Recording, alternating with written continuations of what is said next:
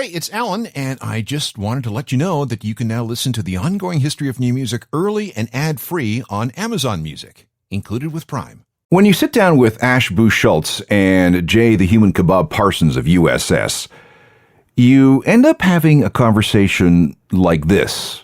You're not really sure how you arrived at this place, but there you are. Now that I reflect back, it was like half music, half like I would have like 10 plants on stage with me, which I called the chlorophyll harmonic. And I'd have set microphones up in front of them.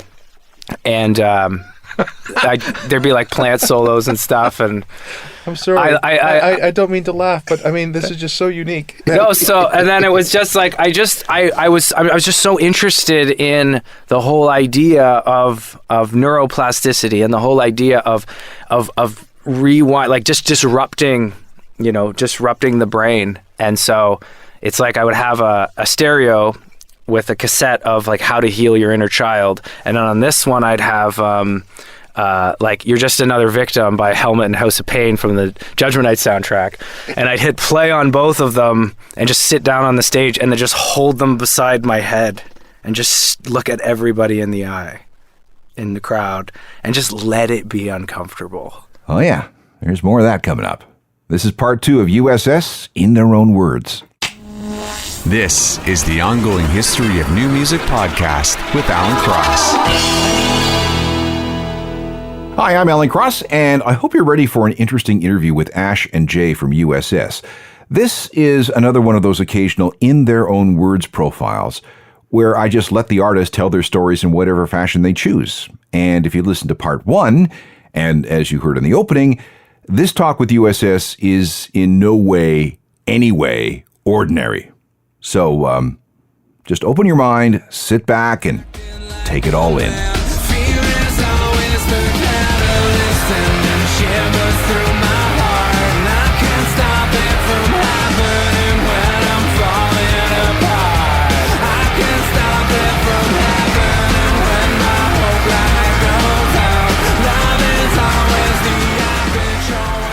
USS from their first full-length album, Questimation, which was released on March 9th, 2009.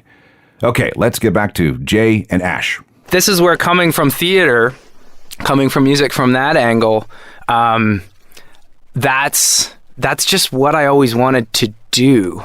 And it's funny because when I was reflecting on how our music came to be, it's because Jay and I were just always making each other laugh with like these like lucid abstract correlations that we just start singing them. And so kind of putting those two together, when we started touring, when we started playing shows, we brought that from my performance earlier, that abstract performance life, and that was like a big part of what we did. Because sometimes the titles that you use seem like, well, they're weird combinations of words. Neurochemical warfare gas masquerade. I mean, those aren't 4 words that you put together all that often, are they? Is that where these sort of word jams come from? Yeah, that's exactly.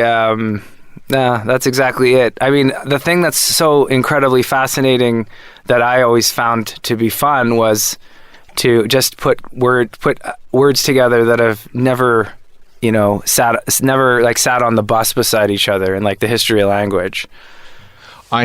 Before I forget, where did Human Kebab come from? So when I was at university in first year, and I took this class called History 120, at the end of the year for my thesis paper, I decided to write about Vlad Dracul, also known as Vlad the Impaler from Transylvania and Romania, 15th century. And he was a brutal tyrant, and he would punish his enemies by razing and burning down villages and then impaling their heads on stakes outside of his castle to intimidate, to scare any potential foe. And I thought it was funny because to me it was like a human kebab scenario.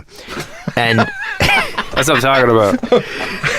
Okay, so a guy that may have been the prototype for Dracula because he put people's heads on pikes, which resembles a kebab. Okay. Creativity comes from the strangest places, but fine. So, at Trent University, when I started to do DJ gigs and I joined bands, a local promoter asked me if I would open a rap show at the Trashateria in Peterborough, Ontario. And he said, "What do you want your handle to be?" And I was like, "Maybe I should be Human Kebab." And he's like, "That's funny. It'll look good on a poster." And the rest is history. Okay. Three little hollow plants working the suit with your bifurcated arms, just living the ooze you heal. Without the fish, there would be no steel. The flippers and the kills turn themselves into Navy SEALs. Little ladybug busting a move with her dilated eyes, just working the groove. She can't. Three Purple Butterflies, a single from the 2009 USS album Questimation. Here's more from Ash and Jay. So let's move to the approved EP. So this is 2011. You've had one EP with Welding the Sea Drive, then Questimation, and then you moved back to a long EP, a short album. What can you tell me about the approved record? Well, when we played Edgefest, there was someone from the publishing company Sony ATV was at that show, and they had us in immediately, and they saw the spark, and they had an idea to put us with. They said, "Guys, we love what you're doing, but we notice a pattern here. We've listened to your first two albums, and there really isn't a chorus in any of these songs. And we've never heard of this before, how a band has been successful at radio without really having a song that really has a chorus in it." And so they wound up connecting us with, and again, you talk about like life-changing meetings. We met a producer-songwriter named Tog Salter. And at the time, he was working with like Josh Groban, and he was working with Lights. And they sent us down he lives down by Lake Erie. So they sent us down into the woods. And at the time, I had always been in control of everything. Like I called all the shots. And we turned down his driveway, and I burst into tears. I was hysterical. We had to turn around and leave, and almost didn't come back. Because I didn't realize that I needed to be in control of everything. I needed it to be perfect. You start to learn a lot about yourself in situations like that. You go, oh my, and then all of a sudden, you go boom, boom, boom, boom, boom, boom, boom. You get right to the heart of it, and you just go, oh my goodness. I'm like, I don't trust anybody else to do anything, because if other people do something, it might not be perfect. And the reason why it has to be perfect is because I wasn't perfect when I was a kid, and that's why my dad left. Boom, boom, boom, boom, boom, boom, boom. I figured that out in a day. Then we went back the next day, and the first song we wrote was called NAOK. So you were a control freak. Absolutely. And you had a hard time. I'd never collaborated, ever. And so here's the point, Alan. Even with Jay? I just brought the song, and I I brought the beats in, and this is what changed. This was the shift. Here's the level you can get to on your own when you try to balance all the trays and clear every table in the restaurant and cook all the food and run the bar and park the cars. On that third album, we left, Jay's on the phone with my mom, like, I don't know, we might need to take him to the hospital, like, ish got real. But the moral of the story is those are the moments when it's like, okay, no, this is the most uncomfortable, scariest thing I'm ever going to have done. And we went back, and that's the first thing Tog said is, why are you afraid to go big? He goes, who was your favorite band growing up? And I said, Nirvana. He goes, I've heard your songs. He's like, why won't you go there? And anyways, that turned into some deep psychology, Alan. That I learned a lot. That learned helplessness, that scared little boy. Tog Salter like extracted like a friggin' singer-songwriter shaman, like extracted this big voice out of me. Now- And that album, we did NAOK, we did our song Domini, and we did our song Yo Hello Hooray, and our whole band went to another level.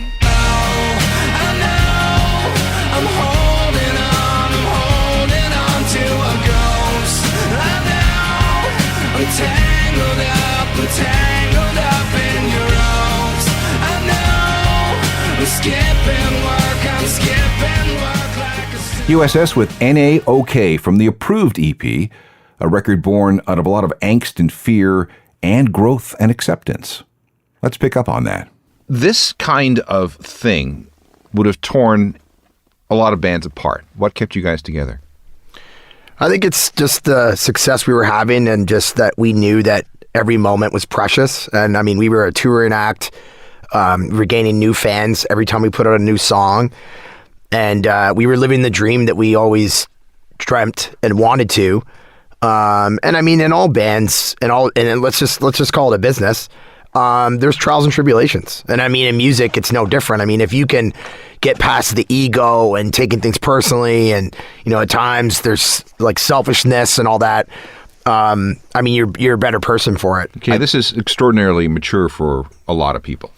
Well, I think like one thing we've discovered in entertainment, let alone music, is that a lot of people get into it because they have the talent, the skills, the know-how, but they can't get past themselves.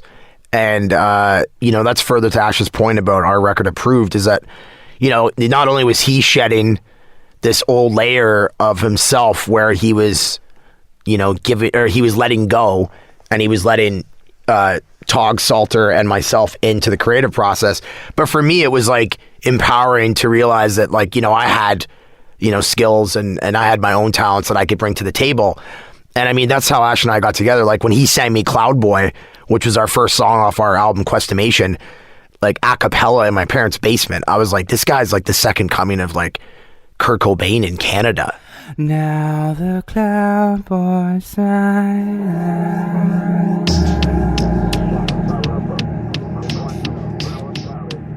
And then, like, you know, he played me this little demo on a cassette tape, a song that would become Anti-Venom.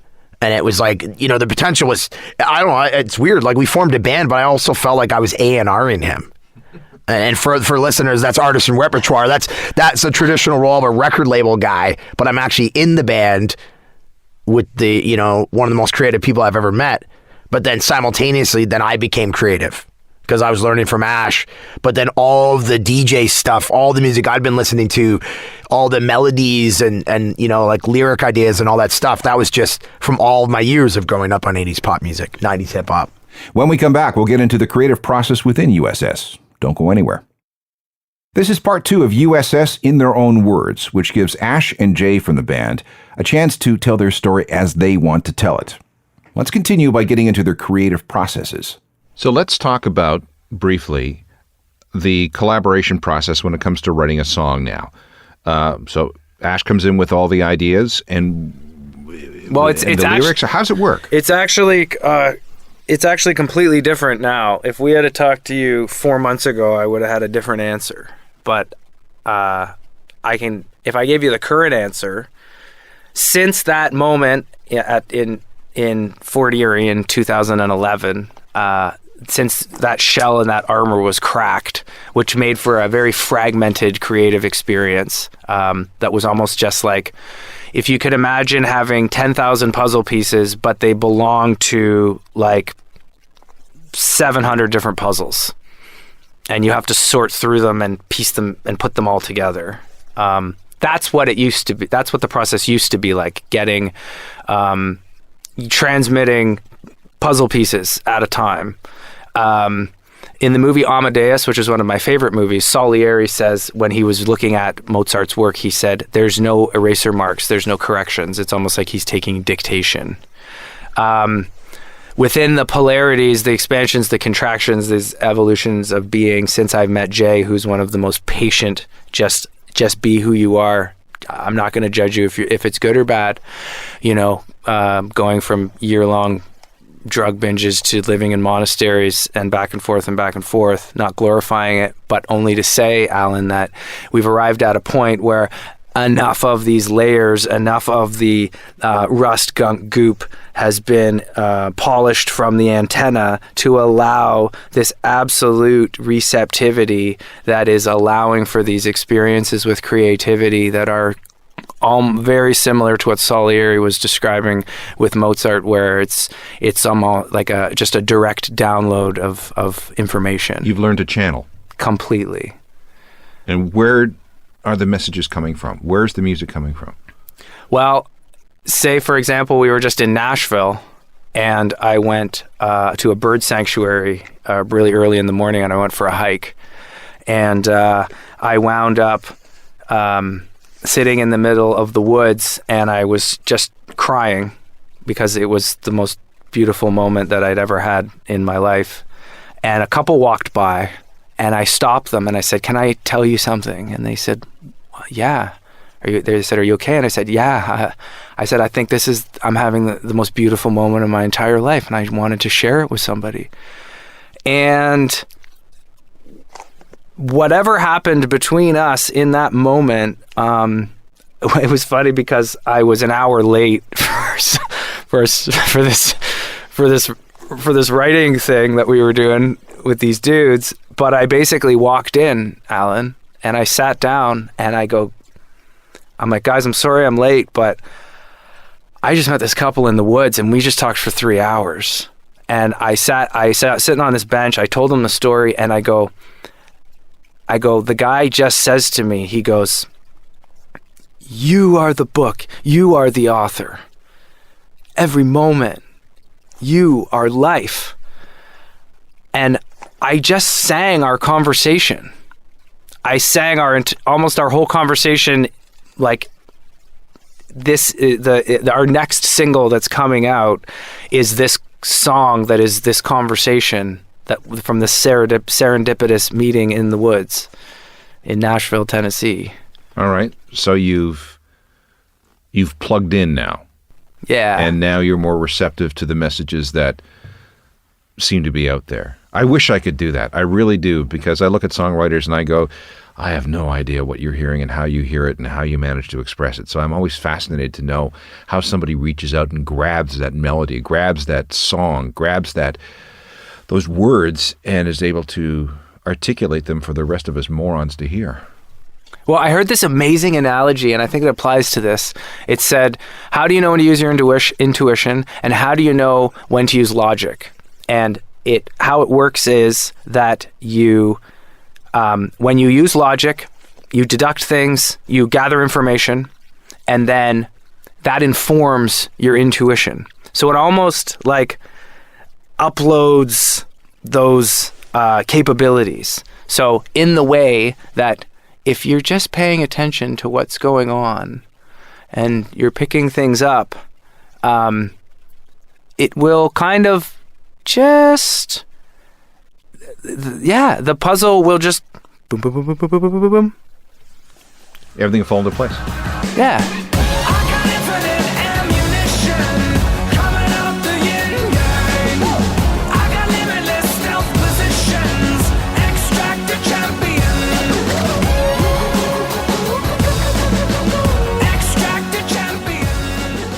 Yin Yang from USS. Now let's talk about some bacteria. You heard me. Let's move on to the Advanced Basics album. I guess this is another long EP or short album, right? Yeah. So this is 2011. Am I right? No, 2014. Sorry, we've skipped a couple of years. And there were two versions of this record. Why? Two versions. Yeah, there's the regular version that we got, and then there's an international one. Okay, yeah. So in 2012, Ash and I had just returned from touring Europe for the first time, opening for Walk Off the Earth. And we went to see Togs, Salter once again. And in all the years I'd known Ash, he had this part of a song called Pastorella pestis. That's the bacteria that was responsible for the Black Plague. Of course it was. Of course we'll turn this into a song. Sure. But that's what I'm talking about, though, Alan. Is you know what I mean? You being receptive to that type of information, and then somebody asks you what depression is like, and it's like Pastorella pestis. Okay, hold on. We need some context. So here's that demo of the song Pastorella pestis.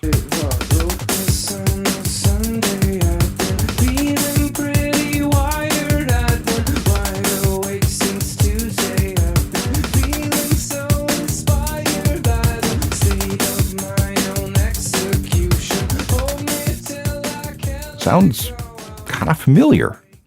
Let's continue. That went over a little drum and bass beat, and the part I could never get out of my head.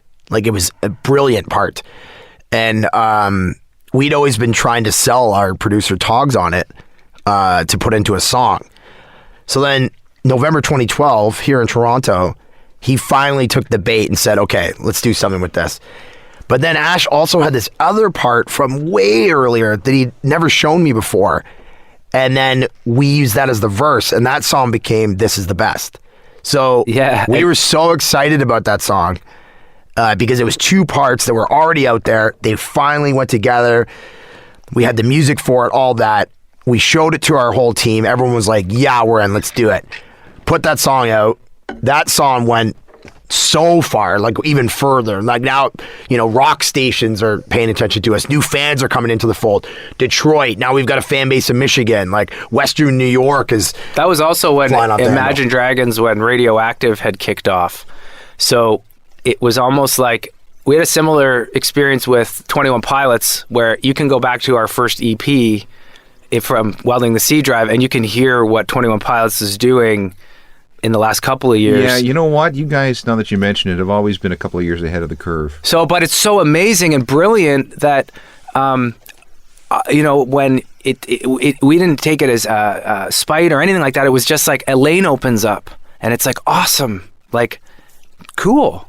Let's do this. The amazing thing about This Is the Best. Well, and it's all like Ash and I are both like huge dubstep fans, and so that made it into the production of it. And you know, with Radioactive, Imagine Dragons at the time, you know, simultaneously happening, that lane did open, and so that song got us all this momentum, and then we knew that we had to provide a record. Well, what was amazing, Alan, is that when we wrote and recorded This Is the Best, it was right at the end of like an 8-month bender that I was on. And I was on like every alphabet drug when we were in the studio. And we recorded the song and just put it out. Then we had to make an album. And of course, as every junkie has a setting sun, thank you, Neil Young, the party ended in November, December, and I was lights out for a while. And of course, we needed to finish an album. And I was at like 1% power and didn't get to the outlet in for time. all of 2013. And suffice to say that the rest of Advanced Basics, which again, Advanced Basics is about that, just the title of that song is like a very wonderful life philosophy, which is the simplest things are the hardest things. And it was really, it was one foot in front of the other. So our song Shipwreck, which is one of the most important songs to our band, came out of that album, came out of facing, again, another round of like, you know, the PhD dissertation with the demons.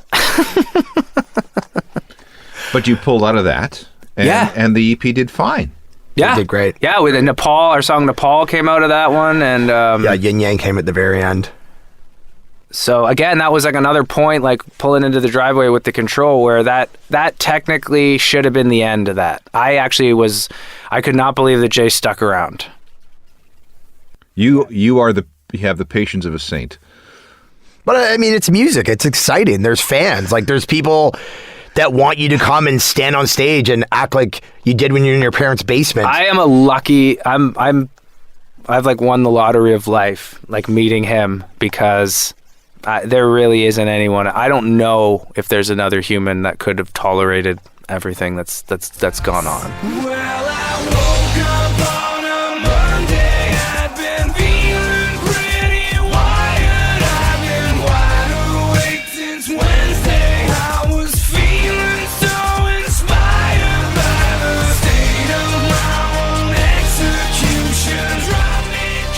This is the best from USS. We have one more segment with Ash Boschultz and Jay, the Human Kebab from USS. This has got to be one of the most honest interviews I've ever done, and we'll pick it up with Ash coming out of a bad bender. So you pull out of that one. Yeah. And then another period of touring and writing. And then we end up with New World Alphabet, which, what do we call that? We call that a long EP. We like seven. Seven's a good number for us. So, okay. And this is where we have songs like Work Shoes, which obviously, that one harkens back to your days in the factory. That one obviously must harken back to your days in the oil field. And well, that was Alan. We went to California for the first time. We decided that we needed to shake up the process, and we wanted to be in the desert, in the mountains, by the ocean. We wanted to. It's very funny about that album. If you listen to it, you can hear the 4 songs we wrote in California, and then it gets really dark at song 5 because we come back to Canada in the wintertime. So we go with Work Shoes, Who's With Me, Domino, California Medication. Yep. And then Alien, Us, Broken Smile, Vulcan. Okay, I'm never going to listen to that record in the same way again. But good point. And again, another album that does extremely well for you. Yeah, we Who's With Me was an exciting song. We wrote it with a guy that was in One Republic. And he lived in John Mayer's old mansion. So what was the area called? Calabasas. So it's this gated, enormous community. That's where Will Smith lives. That's where Justin Bieber lives. That's where Travis Barker lives. Yeah. So we roll in, and I had there was some guys I started bowling with because I decided that when I stopped doing drugs. Ash, bowling. Yeah, check this out though, Alan. When I stopped doing drugs, I didn't know what human beings did. I didn't understand because I didn't have any hobbies. I just did music and drugs. And so I was like, what do you do? Like, what do people do? And so I was like, bowling? So I just called up some buddies. I called up some friends and we started going bowling every Tuesday night, $8.88, World Bowl. And there was one friend that he used to, every time if someone started getting hot on the lane, he'd start going, something's happening here.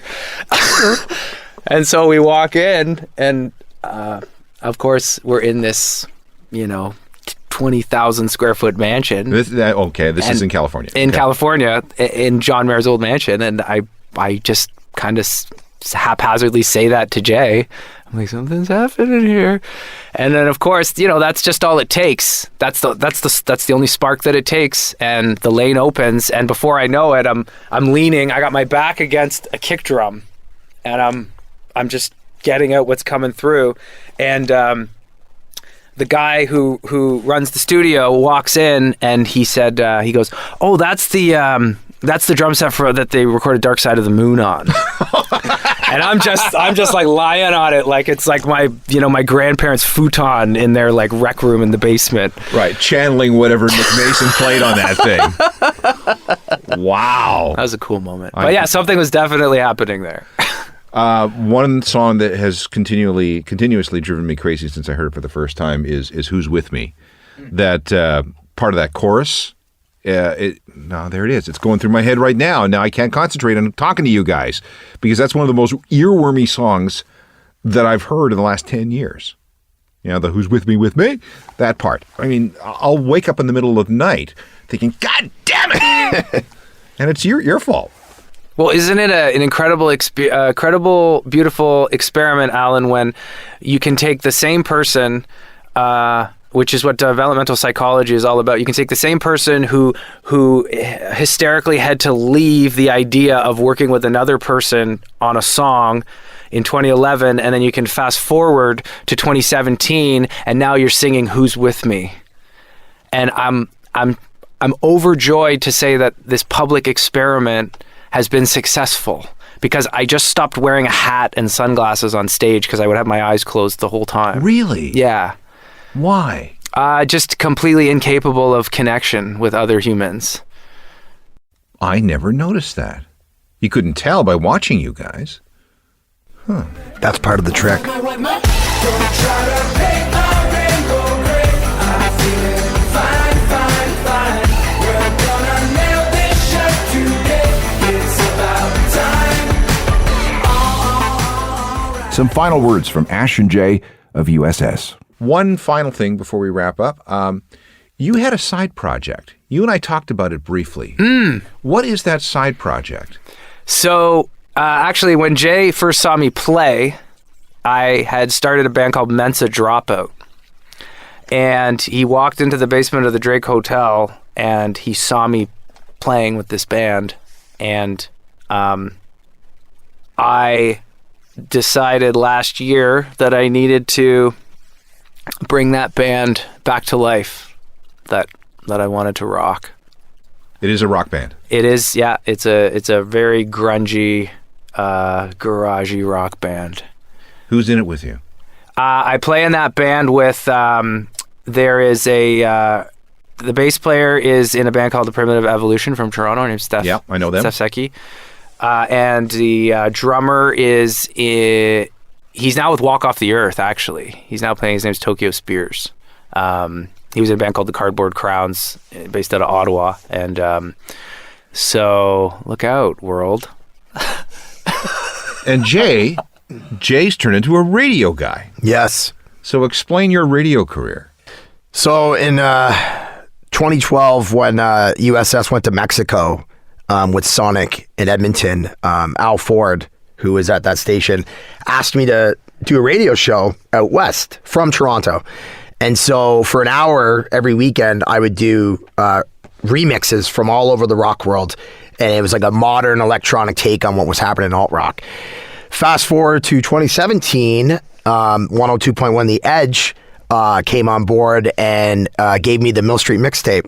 And that's on Saturday nights. And it's been one of the greatest experiences of my life outside of USS, to be on the station that gave our band a shot that I grew up listening to, Ash and I both, and to be able to DJ and to be able to find all these tunes and do the things that all these other DJs that have inspired me over the years have done. It's amazing. I wish you guys all the best. Did I just quote a song there? Almost. Thank you guys for taking the time to do it. Thank you very much. Alan, it's been a pleasure. Let's end with a sample of Ash's band Mensa Dropout. This is a demo of a song called Rejection. So nice, would be a little wise advice. Been talking to my socks too much. Now I'm homesick and tired. Oh, gee, could use a little company. And that brings us to the end of another In Their Own Words episode of the Ongoing History of New Music. We'll do this again as soon as I can get the principals of some band in the same place for a couple of hours.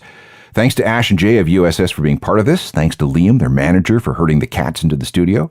Thanks to the management dudes at Coalition Management for their help too.